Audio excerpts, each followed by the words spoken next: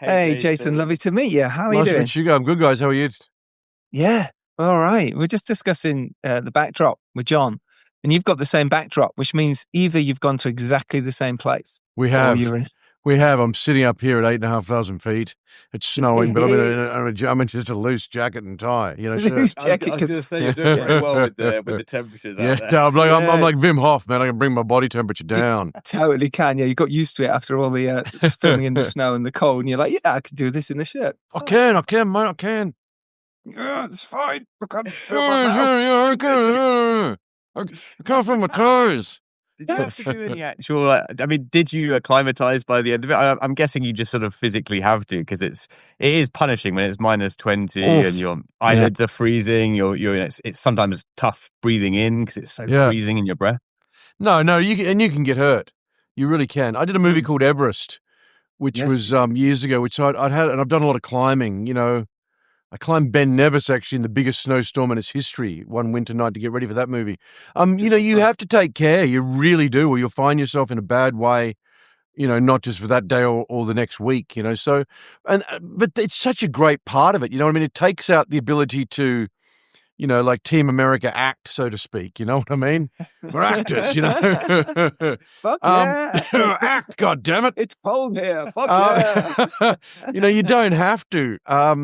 Yeah. So, you know, you the hardest part is when you can't think, when it's so cold you can't think, you know, and you really can't. And it's, you know, you got to have the right amount of gear on, because you don't want to be starting an action sequence with too many heat warmers on in the middle of it. You know, you're burning up. And with some long shooting sequences, you know, and in that kind of temperature, you just got to be focused and ready to get it in one or two so you can move on. So your day can get pretty ugly if you don't. Yes. Yeah, it can. How do you deal with those gaps in between then? Like you say, if you're doing long takes and you're doing long sequences, great. Yeah. But it's those moments in between where they're setting up the shot, they're going around the other side to get the reverse. You know, Clifton Collins, who's in it, sent me a picture in between setups where there was a little tent for us to sleep. And I'm in the chair and all my gear, like, you know, like out to it for 15 or 20 minutes. And he took all these photos and putting things on top of me, you know, making me like, and he only sent them to me. Yeah. Right. You know, you really got to pace yourself, you know, in a monster day, you know, if you're outdoors, you can't be just like, you know, because it's when it hits you, you know, you got a headache from hell, or you got wind chill, or your lips are a mess, or your face is a mess, or you just got no energy, you know, and so you learn to pace yourself essentially. And, you know, all my climbing years and that in Everest, and that has, you know, really helped out with that. Mm. I was walking. I was doing Snowdon yesterday, and the conditions weren't great. No, and we were sort of down near the bottom, and it's October now, and a friend was like, "Oh, should we go and swim in the lake?" I'm like, "Well, I can go in the lake, but then I'm going to be out for the next 3 days with like a cold." It's like there's a trade off of like really pushing yourself when you've got to you know think. Yeah. And I imagine that's really, really tough in this kind of environment. Yeah. We were talking a little bit with John earlier about you had a lot of great ideas in terms of, maybe the character might say this like this, or, you know, your kind of take on things. Do you have any sort of, when you originally got the script and you kind of saw the character, you know, a great sort of leading man, like what were your sort of initial things? Okay, this is really great. Yeah. This I might like to bring from my own sort of ideas. Yeah, I mean, yeah, it's a great, because that's a big part of the way the whole business is going now in shooting. You're often not getting the scripts, although in this case, we did get the scripts. We shot this in the most insane, out of order that I've ever partaken in because of weather. You know, you just have to, and so you realize it. Sure. But I've got to say, you know, the very first thing when I read the script was, when I read the lot of them, was, thank God, it makes sense. You know, there's an inbuilt thing in an actor where you go, okay, it's like an exam. Great. That scene's going to be a nightmare. You know, don't know how I'm going to get there. That, you know, but what, you know what I mean? So you kind of, and I'd gotten through it, and I didn't have any of those. And I really, really loved the fact the narrative was the river. It was a narrative-based thing, and within there is character, because you go, you know, look, let me take care of the character. I'm an actor. I'll bring a lot to it. But the narrative made sense. Too many things, the narrative don't make sense, you know, or doesn't make sense, actually. So it's like I remember that was a big thing of like, cool. And then I go, okay, this is a bit overwritten. This can be stripped back. And then in weather and climate like that, you know, you've been there. You've got to be able to adapt. You might get there and it's like the weather's there, the wind's that. They can't get up the crane they wanted to use, or the thing is, and you've got to be able to adapt within what is required. I mean, you also then got to accept with camera they'll be able to make it work with what's there, but just enough of those things, and once again it comes from, I think, when you're in the mountains and in the wild, you've got to take care of your gear, you've got to take care of yourself. There's a practicality that comes with it, and I really, really enjoyed that part of. And the actual the physicality of mentally of doing those things really helped me, just find my Frank. I can imagine in The Last Frontier, it really was like that. Like it's kind of changing on the day. Oh man, chasing snow for a long time. There's a lot of things that the production as a whole has got to adapt. You've got to have a reality to what's going on, and and a great team around you to say, well, this can be done, that can be done, that can't be done. So we need to do something about that. And that becomes part of what it is. Yeah. How do you, when you're preparing for something like that, and let's not talk about necessarily this character or this film, but let's say it's an emotional scene in The Last Frontier, but it's not out in the wilds, it's maybe in a bar, separate from it. How do you get into the mindset for that? Because like you said there before about having to take your, if it's a full day of shooting, I've got to plan my moments and plan the gaps. How do you prepare for that before the day? Oh, I like to do my work 2 weeks in advance, with lines and thoughts, and so there's someone I work with that. And then, that doesn't matter whether it's, Chris Nolan, in a certain situation, there's pressure from the moment, the time frame maybe, or the director themselves, or your own. A lot of it's your own thing of wanting to, give your best.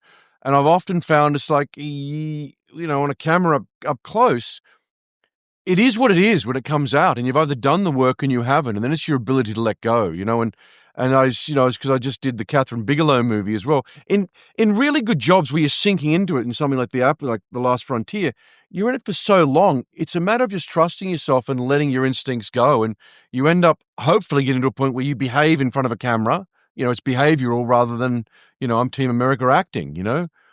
And on this show, there's a lot of things that help that. You know what I mean? Yeah. The best goddamn actor we've ever come across. And that's what, all these things add up to it, knowing that narrative is great, knowing you've got these moments, knowing you've got Haley and Dom opposite you and Simon to work with, who would have a long relationship. It becomes quite easy, and the only thing getting in the way of yourself is yourself, really, if you've done the work, Do you have a last sort of tip that we can take away in terms of, maybe working on a big production where you're the lead and it's an Apple show, like how you sort of, how you take on that and, No, it's good. I was talking, actors talk. My way of doing it is to stay open. I had another guy who's just did a job where he was number one in this big thing. And you just said, my thing is to take care of the others. Take care of the guest actors that come in, because they don't have the 4 months, or the camera, the camera's not going to shoot them or stay on. Make sure they've got their takes. Don't hog it all, and that helps you stay open to what is needed to require to keep this, giant piece moving, but also helps you with your character, and it helps you with just in listening in a scene. It's not about me or you or what, it's about what we create, and it keeps you open rather than insular. And I think that's the best advice. And when if you are the one that's, it's up to you to keep the job going, the day going as well, not just the AD, not just the directors, not just the writers. You gotta, and for me, for a guy like Frank, who's taking care of his town and his wife and his family, and and then his country or his state, on all different levels, that really helped me. Just of I need to take care of everybody in this production.